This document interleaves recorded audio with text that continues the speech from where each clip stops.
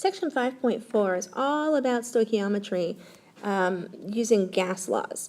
So don't forget, we have the molar volume. 1 mole is equal to 22.4 liters. We also have conversion factors for pressure, and we have all of the gas law problems. Using what we know so far, go ahead and give these 2 example problems a try. Take a look at the picture of the experiment we have represented here. In the experiment going on the left-hand side of the screen, sorry about that, we have 2 flasks that are filled with 2 separate gases, flask A and flask B. Flask A has 152 millimeters of mercury of helium, that's the pressure. For flask B, it has hydrogen that has a pressure of 608 millimeters of mercury. They're closed and not allowed to mix at this point. No air from the atmosphere is allowed to enter because there is oil that is in a funnel that is going to be added down into flask A.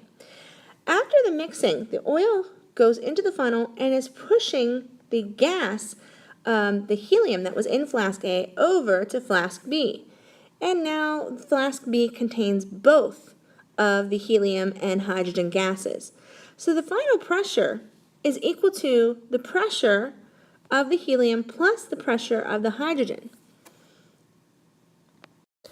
So the previous experiment is a great illustration of Dalton's law of partial pressures. This is what's discussed in 5.5.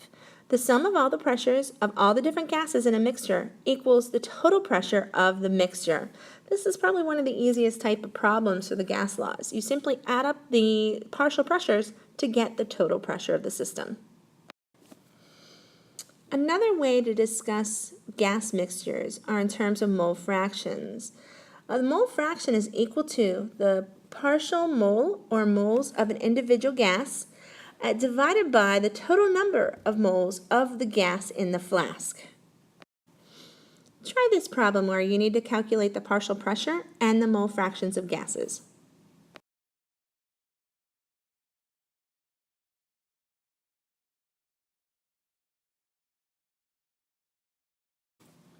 In addition to the pressure exerted by the gas, the water also exerts a pressure.